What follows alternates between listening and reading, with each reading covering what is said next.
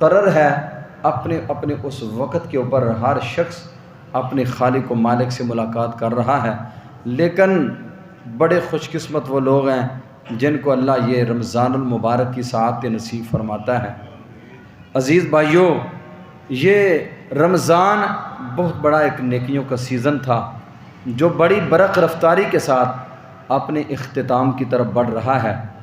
جو باقی ماندہ ایام ہیں، اللہ تعالیٰ سے دعا فرمائیں اللہ ہمیں بھرپور ان ایام سے فائدہ اٹھانے کی توفیق عطا فرمائے۔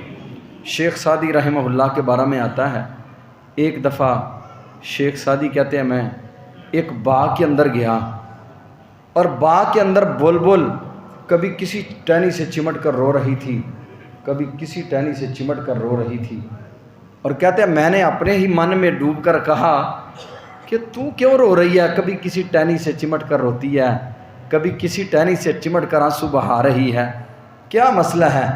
کہتی ہے سعدی تجھے معلوم نہیں کہ موسم بہار جا رہا ہے؟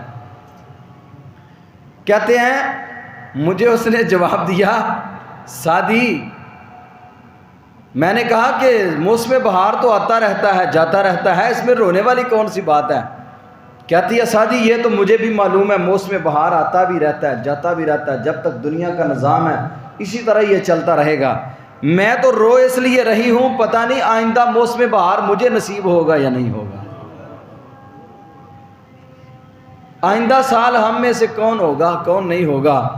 اللہ تعالیٰ سے دعا فرمائیں اللہ رمضان المبارک کی جو چھوٹی موٹی کاوشیں محنتیں، دن کے روزے، رات کے قیام، اللہ اپنے دربار میں قبول فرمائے، اللہ ہمارے لیے توشہ آخرت بنا دے، اللہ ریاکاری سے محفوظ فرما لے، اللہ تیرے بندے سارا مہینہ مزدوریاں کرتے رہے، قیام راتوں کے، دن کو سیام روزے، بھوکے پیاسے، سحریاں افطاریاں، میرے مالک اپنی عزت و عظمت کے صدقے سے اسے اپنے دربار میں قبول فرما لے۔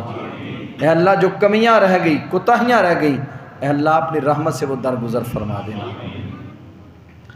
اللہ تعالیٰ فرماتے ہیں تم دنیا کی زندگی کو ترجیح دیتے ہو اور آخرت خیر والی ہے۔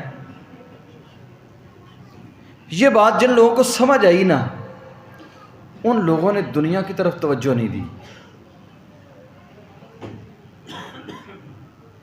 اللہ دنیا بھی ہماری بہتر فرما دے، آخرت بھی بہتر فرما دے۔